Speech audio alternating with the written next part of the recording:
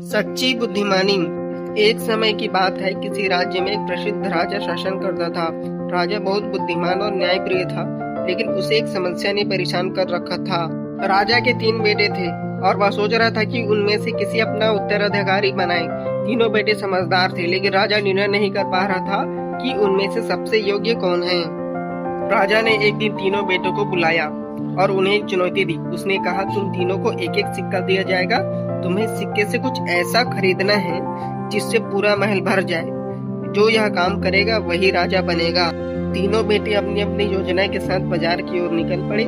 सबसे बड़े बेटे ने सोचा कि वह बहुत सारा भूसा खरीद लेगा, क्योंकि वह हल्का होता है और ज्यादा जगह घेर सकता है।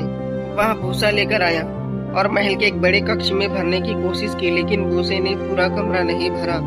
दूसरे बेटे ने सोचा कि वह कपास खरीदेगा, क्योंकि कपास भी हल्की होती है और ज्यादा जगह घेरती है। वह कपास लेकर आया और कक्ष में भरने की कोशिश की, लेकिन कपास भी पूरा कमरा नहीं भर पाई। अब बारी थी सबसे छोटे बेटे की। वह खाली हाथ महल लौटा और राजा से बोला, पिताजी मुझे थोड़ा समय दे, मैं आपको बताता हूँ कि मैं क्या लाया हूँ। राजा ने उसे अनुमति दी।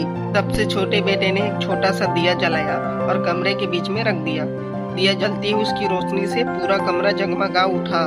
राजा यह देखकर बहुत खुश हुआ और उसने कहा, तुमने सही मायने में सच्ची बुद्धिमानी का परिचय दिया है। अंधकार को मिटाने के लिए हमें बहुत बड़ी चीजों की जरूरत नहीं होती। छोटी रोशनी भी अंधकार को पूरा तरह मिटा सकती है। इसी तरह एक सच्चा राजा वही होता है जो छोटी छोटी बातों में बड़ी समझ देखे और समझदारी से काम ले। राजा ने अपने छोटे बेटे को उत्तराधिकारी घोषित कर दिया और सभी ने उसकी बुद्धिमानी की प्रशंसा की।